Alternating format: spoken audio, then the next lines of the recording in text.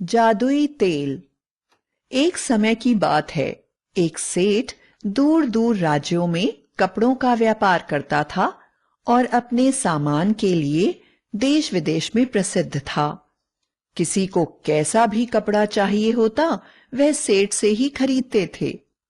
अपनी ईमानदारी और कड़ी मेहनत के कारण सेठ के पास जमीन जायदाद, रुपए पैसे की कोई कमी नहीं थी। सेठ का कोई बच्चा नहीं था, केवल एक पत्नी थी जिसे सेठ बहुत प्यार करता था और देश विदेश से अपनी पत्नी के लिए तरह तरह के सुंदर सुंदर उपहार लेकर आया करता था। एक बार उसने देखा उसकी पत्नी बड़ी परेशान नजर आ रही है। पूछने पर पता चला कि पत्नी के बाल बहुत ज्यादा झड़ रहे हैं। पहले तो सेठ को यह कोई बड़ी समस्या नहीं लगी, किंतु धीरे धीरे सेठ को भी लगने लगा कि उसकी पत्नी के बाल पहले से काफी कम होते जा रहे हैं। सेठ देश विदेश से पत्नी के लिए दवाई लाने लगा, किंतु किसी दवाई से भी पत्नी के बाल ठीक नहीं हुए।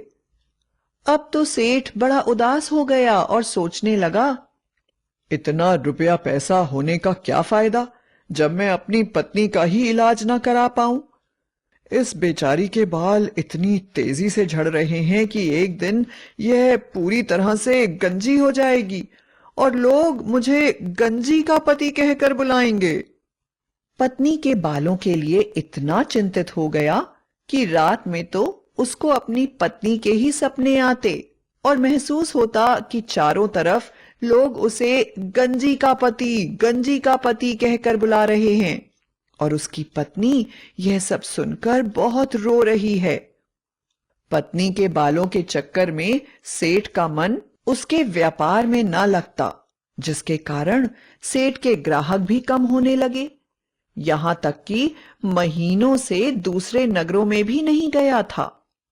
और एक दिन जब सेठ की पत्नी स्नान करके बाहर आई तो सच में ही उसके सारे बाल गायब हो चुके थे और वह पूरी तरह से गंजी हो चुकी थी।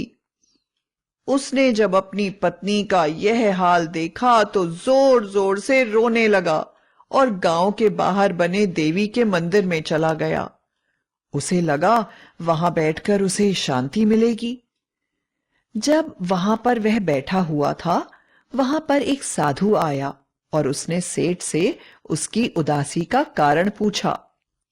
साधु के प्यार भरे शब्द सुनकर सेठ सिसक सिसक कर रोने लगा और बोला, महाराज, मेरी पत्नी के सारे बाल गिर गए और वह पूरी तरह से गंजी हो गई है। मुझे समझ में नहीं आ रहा है कि मैं अब सबको अपना मुंह कैसे दिखाऊं। साधु बोला, बेटा, मैं तुम्हें वर्षों से जानता हूं। मुझे पता है कि तुम एक बहुत ही मेहनती, सच्चे और दयालु इंसान हो। मेरे पास एक जादुई तेल है। तुम यह तेल अपनी पत्नी को दे दो। रोज इस तेल को अपने सर में लगाने के बाद तुम्हारी पत्नी के बाल फिर से वापस उग जाएंगे और बहुत ही लंबे हो जाएंगे। किंतु याद रखना, यह जादुई तेल है और इसका काम है किसी भी चीज को बड़ा कर देना। इसलिए इसका प्रयोग सोच समझ कर करना और काम हो जाने के बाद इस तेल को गांव के सरोवर में डाल देना। सेठ बहुत खुश हुआ और साधु से तेल लेकर उसने अपनी पत्नी को दे दिया। पत्नी पति के कहे अनुसार रोज उस तेल को अपने सर पर लगाने लगी और सच ही उसके बाल बड़े लंबे लंबे हो गए। सेठ की सारी परेशानी दूर हो गई और वह दूसरे नगर को व्यापार के लिए गया। किंतु जब वह एक हफ्ते के बाद लौट कर आया तो यह देखकर हैरान हो गया कि उसकी पत्नी उसके सामने नहीं आ रही है। बहुत मिन्नतें और सिफारिश करने के बाद जब पत्नी सामने आई तो वह यह देखकर हैरान हो गया कि पत्नी की जुबान उसके मुंह से बाहर लटक रही थी और वह बड़ी ही भयानक लग रही थी। कारण पूछने पर पत्नी ने कहा, सुनिए, मुझसे बहुत बड़ी भूल हो गई। आपने कहा था कि तेल केवल सर पर लगाना।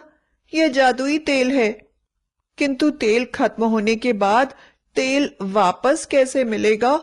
क्यों ना मैं तेल को घर पर ही बना लूं?